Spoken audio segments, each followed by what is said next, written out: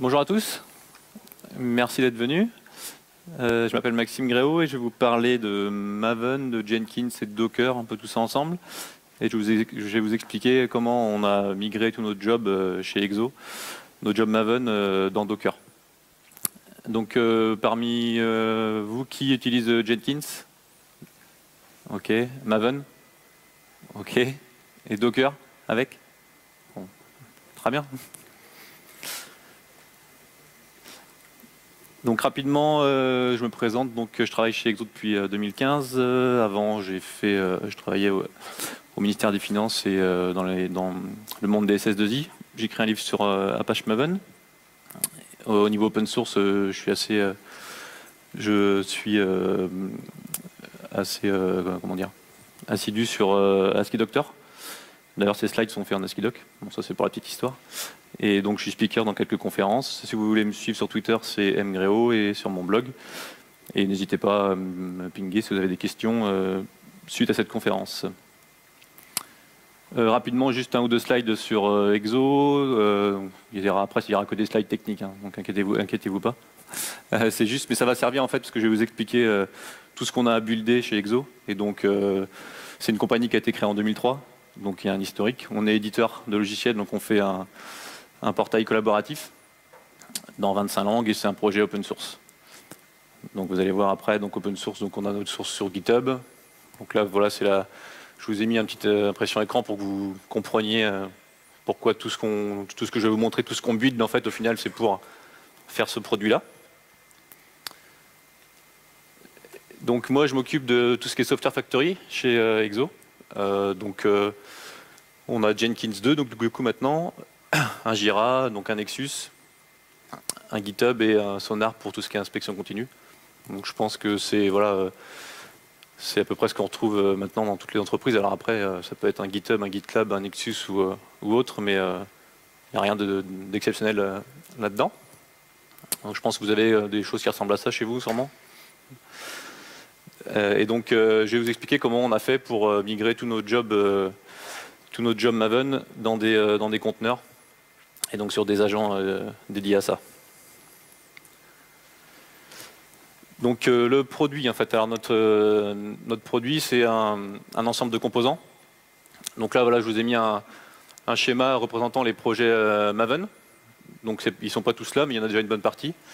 Et donc, comme vous pouvez voir, il y en a là, il y en a une vingtaine. Et en plus, on a des add-ons. On a une quinzaine de supportés. On a plus de 100 add-ons communautaires. Donc à chaque fois, un composant, c'est un projet multimodule Maven. Donc ça peut être un projet... une boîte, ça peut être un multimodule de 20 ou 30 modules. C'est pour avoir un peu la vision de tout ce qu'on a à builder. Donc, comme je disais, c'est une boîte qui a été créée en 2003, donc il y a un historique. Il y a eu beaucoup de versions depuis 13 ans maintenant.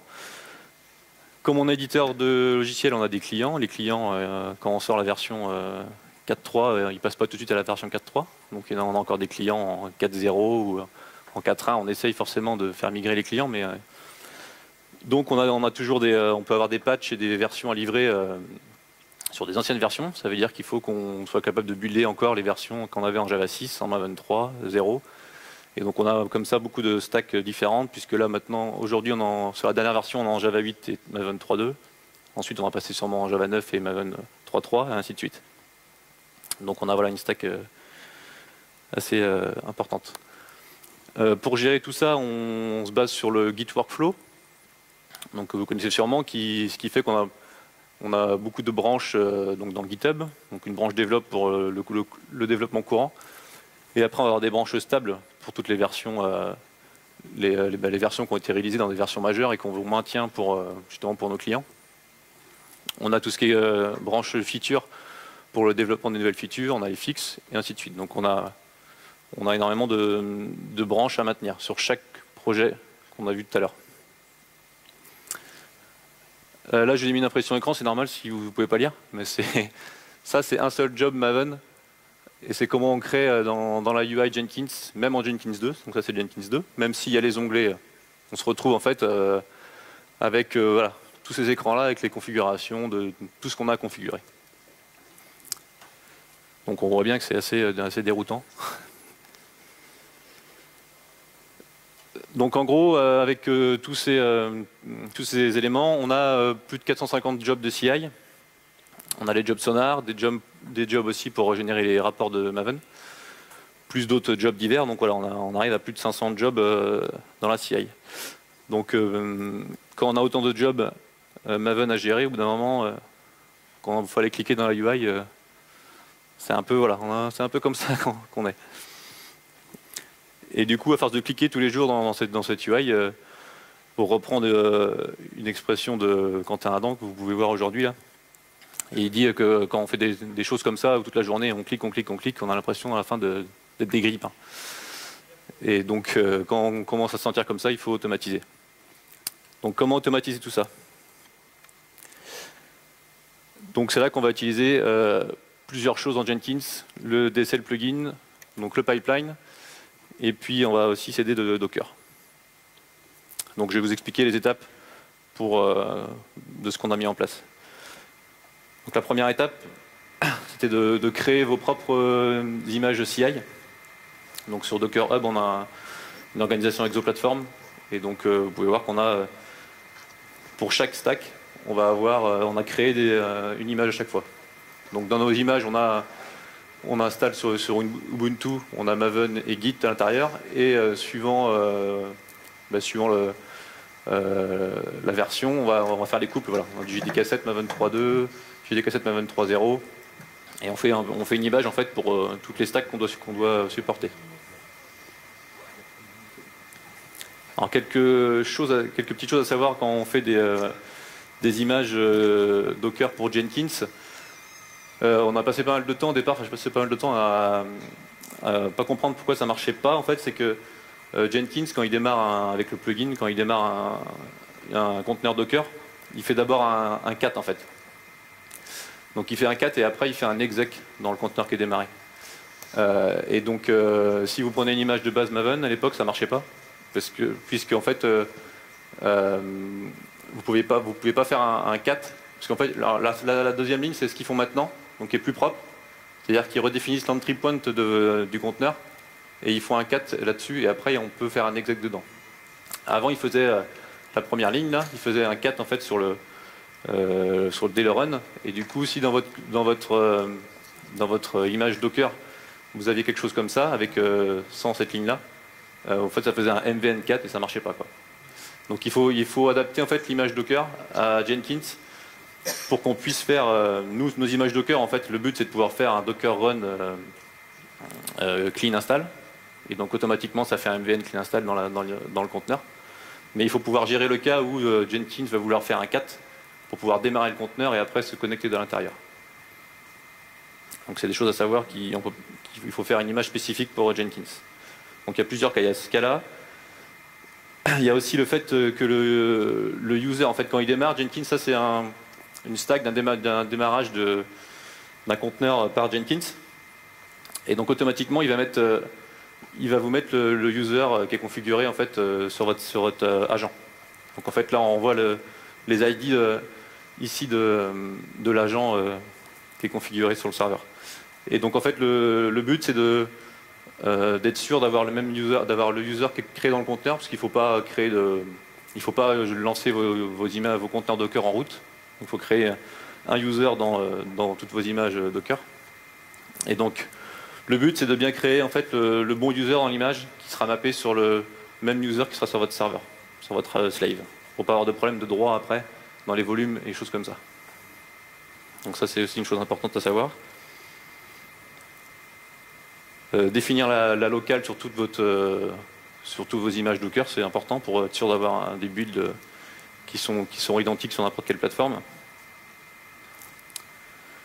Donc ça c'est la première partie, de créer vos propres images Docker avec les contraintes de Jenkins.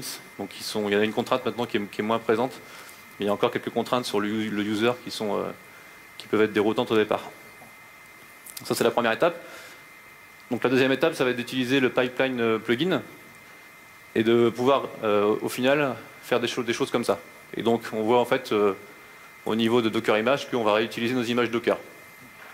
Ça en fait c'est ce qu'on a nous au final sur tous nos jobs. On a juste voilà, trois paramètres au moins 3 paramètres, on peut en avoir plus, qui vont dire juste le projet GitHub à récupérer, sur quelle branche et quelle image il faut utiliser. Donc comment on arrive à ça?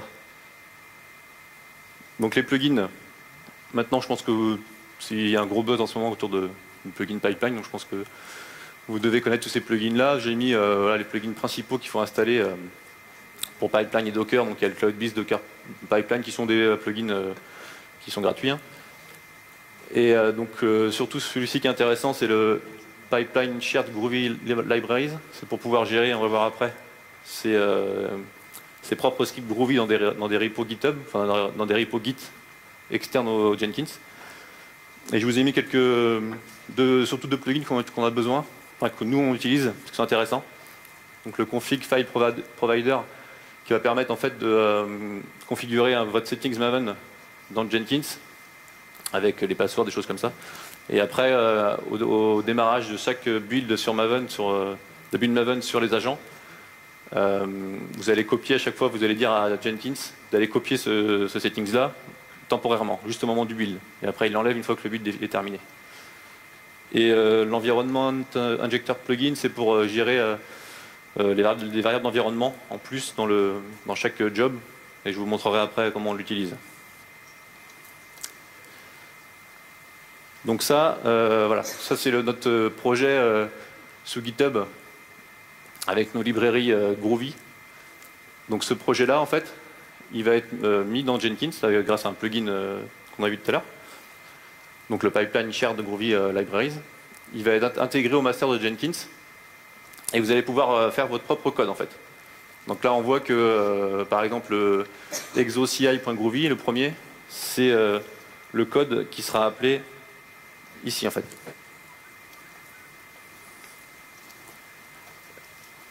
Alors à quoi ça ressemble? Donc je vais découper en quelques parties. Donc là je vous prends le cas de ExoSonar, mais c'est pareil, on a un pour Sonar, un pour CI, puisqu'on fait des choses différentes dans chaque build. Là c'est pour tous nos jobs Sonar par exemple. Donc je vais aller récupérer au départ les properties du job. Donc là j'ai une classe utils en fait que j'utilise au départ en fait qui est dans ce repo au niveau de mes sources et qui est chargé en fait dans Jenkins. Je vais récupérer tous les paramètres, donc les paramètres qu'on a vus par défaut, plus d'autres paramètres s'il y a des variables d'environnement ou choses comme ça. Ensuite, j'aurai une phase donc,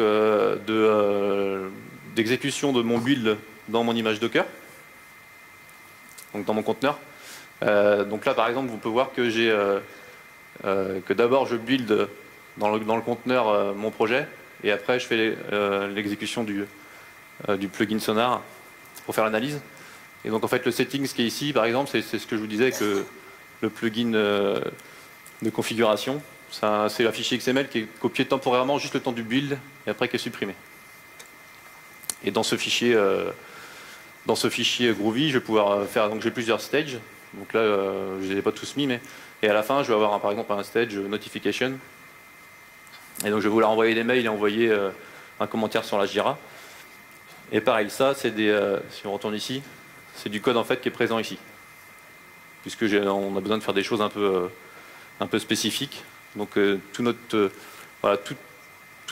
code Groovy est géré dans ce projet GitHub. Donc on gère tout ça en tant que code, comme si c'était du code comme le code du projet en fait. Alors quelques petites choses à savoir pour ça, pour ces plugins pipeline. Tous les plugins existants ne sont pas encore compatibles avec pipeline. Par exemple le plugin de Maven qui n'est pas encore compatible avec Pipeline, donc ça veut dire qu'il y a des choses que vous pouviez faire avant, que là pour l'instant vous ne pouvez pas forcément faire. Là le cas qu'on a vu c'est que nous ce qu'on faisait avec le job standard Maven, en fait on déploie dans Nexus qu'à la fin du build si tous les tests sont passés. C'est-à-dire que même s'il y a des tests fail dans les premiers modules, on continue jusqu'à la fin pour passer tous les tests, mais si au final on a eu au moins un test fail, on va pas les déployer dans Nexus. Donc on déploie qu'à la fin. Ça permet de pas avoir quelques artefacts de déployer dans Maven au plein milieu du build et en fait à la fin ça pète et du coup on n'a qu'un bout qui est déployé dans Nexus. C'est soit on a tout qui est déployé dans Nexus, soit on n'a rien. Ça en fait, on pouvait le faire avec le plugin Maven. Actuellement on ne peut pas le faire avec le pipeline.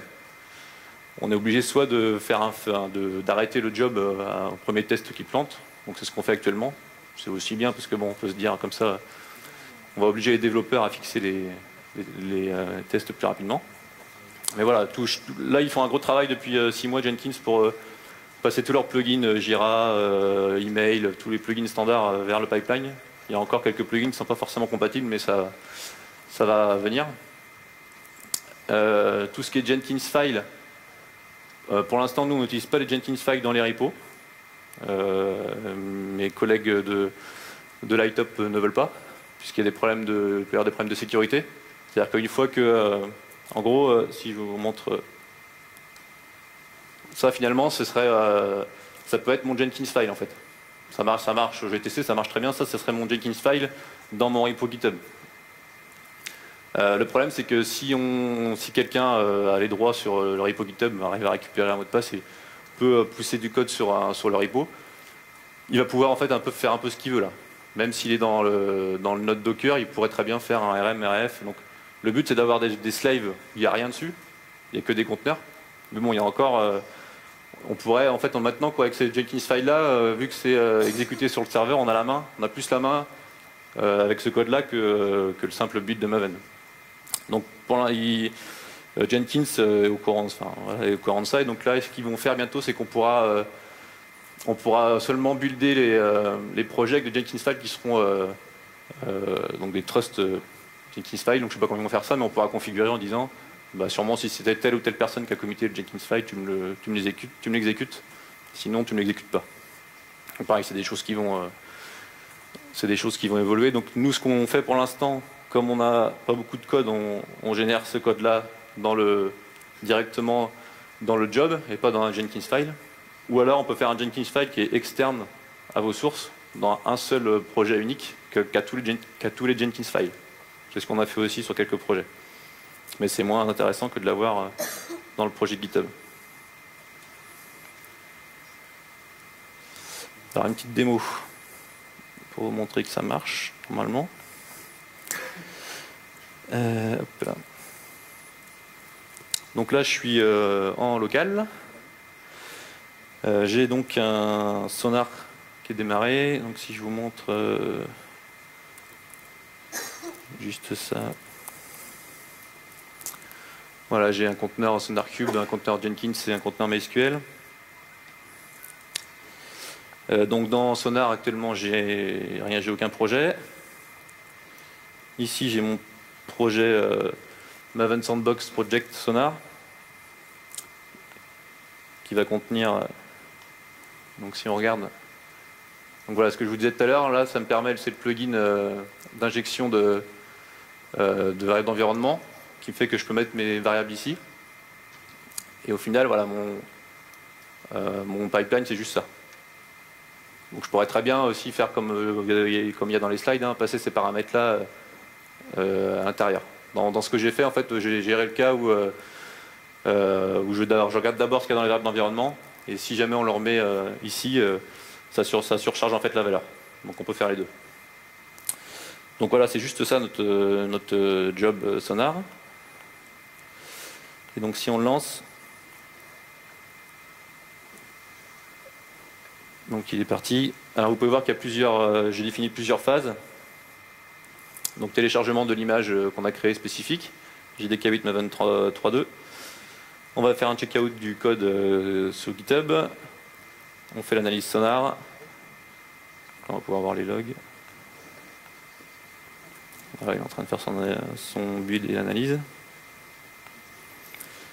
Ensuite, on publiera les rapports JUnit pour les avoir ici. Et après, on envoie un mail si jamais il y a eu un fail. Donc pendant que ça continue de builder, je peux vous montrer rapidement le fichier. Donc voilà, après c'est pas non plus, c'est pareil, hein, dans les exemples qu'on voit dans les démos, il y a 3 lignes, le pipeline, le code Groovy fait 3-4 lignes. Là on a quand même aussi un code qu'il faut maintenir et qui devient un peu verbeux. Donc c'est pareil, il travaille pour améliorer ce code là. Ça en fait c'est le exosonar.groovy qui permet de gérer tous les builds en fait. Donc on voit ici le checkout Git avec la variable d'environnement qui est récupérée. l'analyse sonar où je vais créer un volume Docker pour avoir un cache Maven pour le repository. Là, comme je disais tout à l'heure, j'utilise le config file provider pour copier le settings XML du master temporairement pour ce build-là, juste le temps du build. Ensuite, alors j'ai plusieurs cas en fait. J'ai soit le plugin Sonar en fait, il est compatible avec Java 8, la dernière version du plugin. Donc soit j'ai mon projet de build Maven qui est aussi en Java 8 et en Maven 3.2 et du coup les deux peuvent se builder dans le même conteneur. Soit je veux faire une analyse Sonar sur un projet ancien. Et donc je vais d'abord faire une première étape de builder mon projet Maven dans un conteneur peut-être dans un conteneur Maven 3.0 Java 7. Et après je vais faire l'analyse Sonar dans le conteneur Java 8 Maven 3.2. Là ensuite c'est pour avoir les tests JUnit qui apparaissent dans la UI. Et ensuite j'envoie un mail et je notifie Jira si jamais il y a un ID de Jira qui est dans le commit. Donc il a terminé a priori. Donc ce que je vous montrais tout à l'heure, on peut regarder rapidement là, on a récupéré l'image Docker. Donc ce que je vous disais, si je retrouve le démarrage, voilà. Donc là j'ai le démarrage ça c'est le démarrage du conteneur par Jenkins. Donc on voit ici qu'il fait un 4. D'ailleurs j'aurais pu vous montrer sur ma machine qu'on voyait bien qu'il y avait un 4 et qu'après il fait un exec à l'intérieur. Et donc si on va voir dans Sonar, normalement, voilà, on a notre projet qui a été analysé.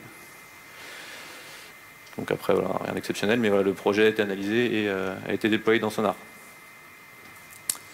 Voilà pour cette démo.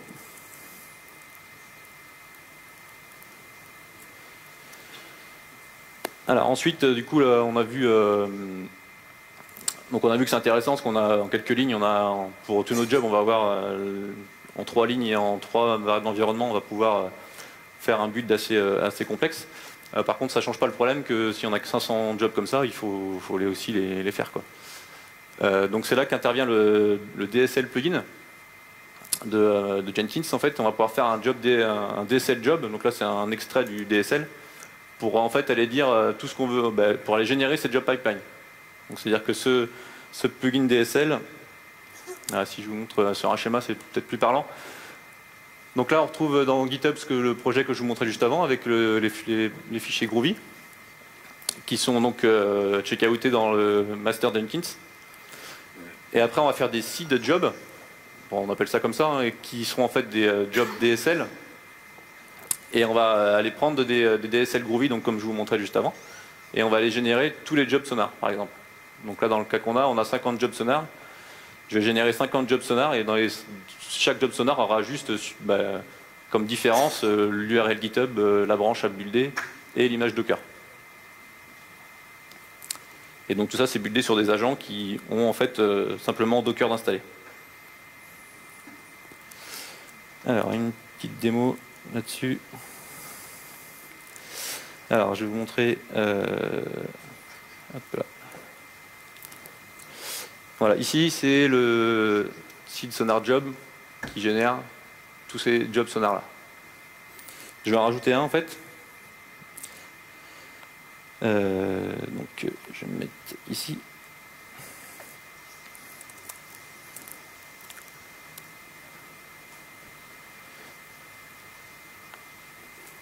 Donc en fait, mon job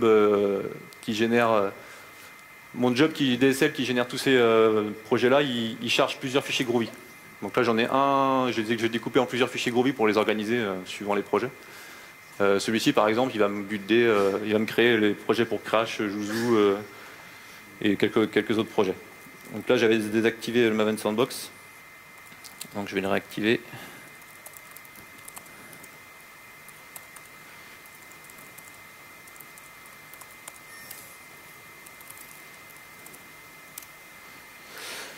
Je pousse mon commit. Donc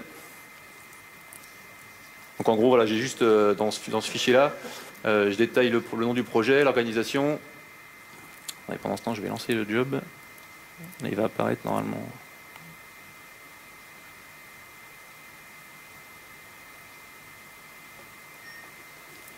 Voilà. Là, on voit en fait qu'il a détecté que j'ai fait un commit sur ce projet-là, donc il va rebuilder. Voilà, donc là, il y a un cours de build.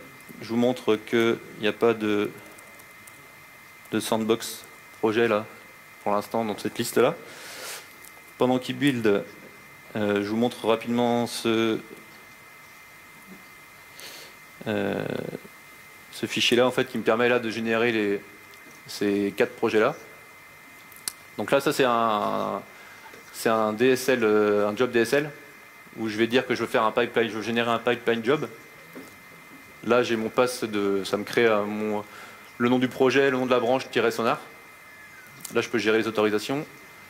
Ensuite, là, c'est là qu'on va gérer les variables d'environnement qu'on voyait tout à l'heure. Voilà, les triggers. Et puis là, voilà, mon code, du coup, mon script pipeline, c'est juste ça. Donc c'est là en fait que je pourrais faire référence au Jenkins file qui est dans le projet ou à un Jenkins file extérieur. Pour l'instant, on préfère le faire comme ça, puisqu'il y a des problèmes de sécurité sur le Jenkins file dans les projets. Alors, est-ce qu'il a fini de builder? Oui. Donc si je regarde maintenant Sandbox, voilà, j'ai mon projet ici, je vais zoomer, qui a été généré. Et donc si je regarde ce qu'il a généré, on retrouve voilà, les variables d'environnement et mon code d'ExoSonar. Voilà. Donc là il a régénéré, alors je vous montre celui-là parce que c'est le seul nouveau qui est apparu, mais il a régénéré tous les jobs. Donc voilà, en un commit maintenant, on est capable de générer un nombre assez important de jobs. Donc voilà, je vous remets là en fait sur un fichier Groovy différent. Hein, c'est la même chose que ce que je viens de vous montrer, mais dans un autre fichier Groovy. Où ce que j'ai défini, voilà, je donne l'organisation pour être de GitHub où aller chercher le projet, si c'est privé ou public, parce qu'on va gérer les droits différents. Les images Docker à récupérer et les goals Maven pour Sonar et les profils. Donc à la fin, on a voilà, 5 jobs pour générer tous les jobs. Donc on est content. Alors qu'est-ce qu'il en est du build de local sur notre machine? En fait on peut faire la même chose grâce à Docker for Mac et Docker for Windows. J'ai pas testé, normalement ça devrait marcher aussi. Donc là l'intérêt c'est de se dire je veux rapidement en fait pouvoir moi sur mon poste j'ai tous les projets des organisations, donc j'ai un projet sur une branche tab qui va être aussi sur une stack ancienne et sur le develop qui va être sur une stack nouvelle, et j'ai pas envie d'aller switcher mon Maven, aller changer ma Java Home, et faire tout ce qu'il faut faire pour à chaque fois changer la conf et que ça marche pas du premier coup, quoi. Là en fait ce que j'ai défini c'est des fonctions dans mon fichier bash profile, et finalement je vais faire la même chose que ce que fait Jenkins.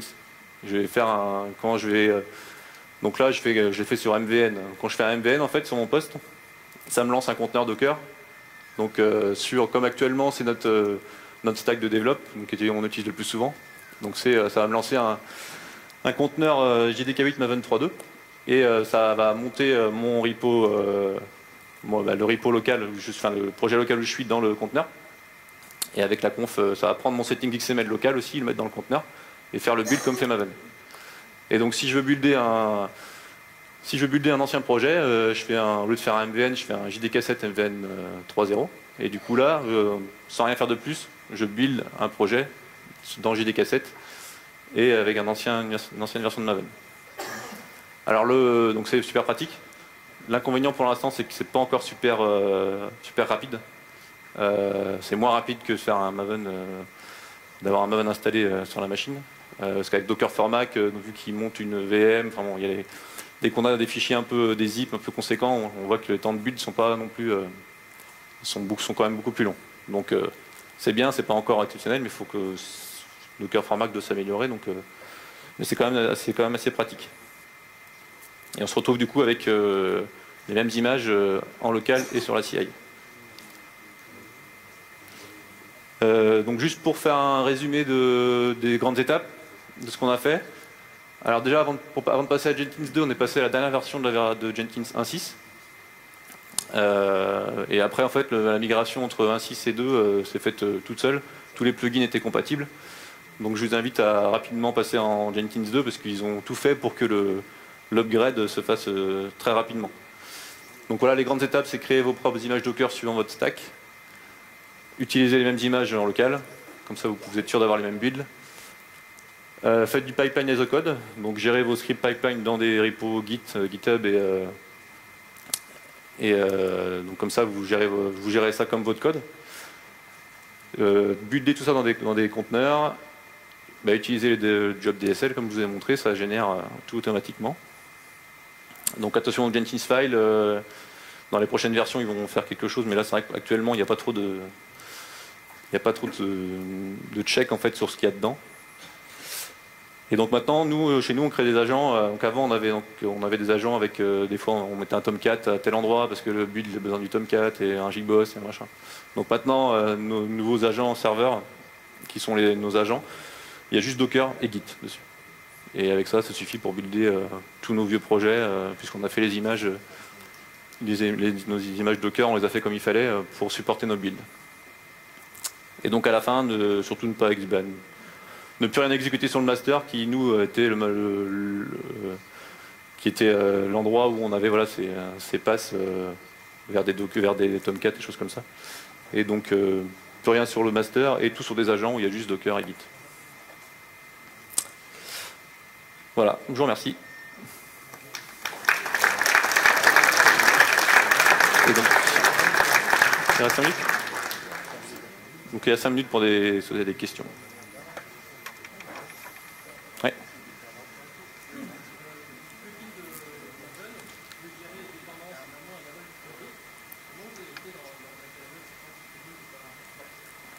Ouais, alors là, effectivement, je ne l'ai pas fait encore.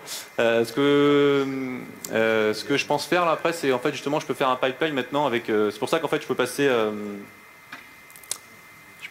ici, si je reviens vite fait, sur ce code-là. Du coup, maintenant, je vais pouvoir faire un pipeline en fait avec ici, je vais pouvoir faire mes exo-CI sur mes projets à la suite en fait. Donc c'est comme ça que je pense que je vais le gérer pour l'instant, mais effectivement, oui, c'est une des choses aussi qui est pas encore bien supportée. Ouais. Donc du coup, la solution là, ça va être d'utiliser le pipeline et de mettre les jobs à la suite.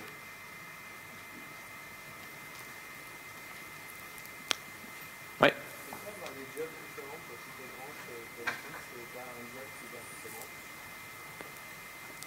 Alors un job qui gère toutes les branches, c'est-à-dire ?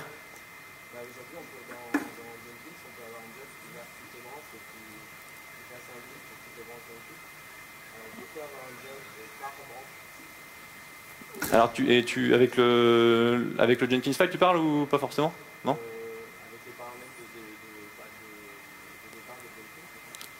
Et tu gères à chaque fois ta stack spécifique dans chaque. Ouais, bah à voir si. Puisque nous voilà l'intérêt qu'on a, c'est que sur chaque branche on a des stacks, des Maven, des JDK différents. Mais effectivement, si après il y a toujours des améliorations, si on peut faire ça sur un seul job après, ouais, pourquoi pas.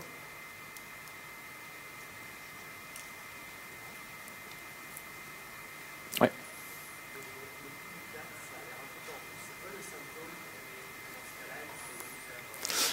En fait, du coup, ils l'ont maintenant. En fait, en préparant ça, j'ai vu qu'ils avaient réglé ce problème finalement. Maintenant, le hack qu'il fallait faire, a priori, il n'y a plus besoin de le faire parce qu'ils font bien un entry point. En fait, quand ils font le run du conteneur, ils resurchargent l'entry point de l'image. Donc ça va forcément marcher en fait avec le cat. Et après ils vont pouvoir faire un exec. Mais donc là, maintenant, ça marche mieux ça. Il n'y a plus besoin de faire une image un peu custom avec un hack dedans.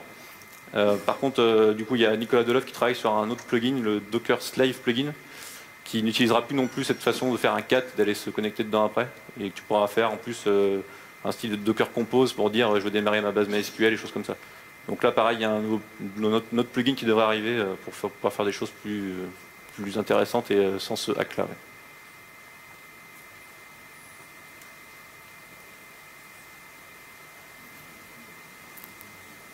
Bah, je vous remercie. Bonne journée.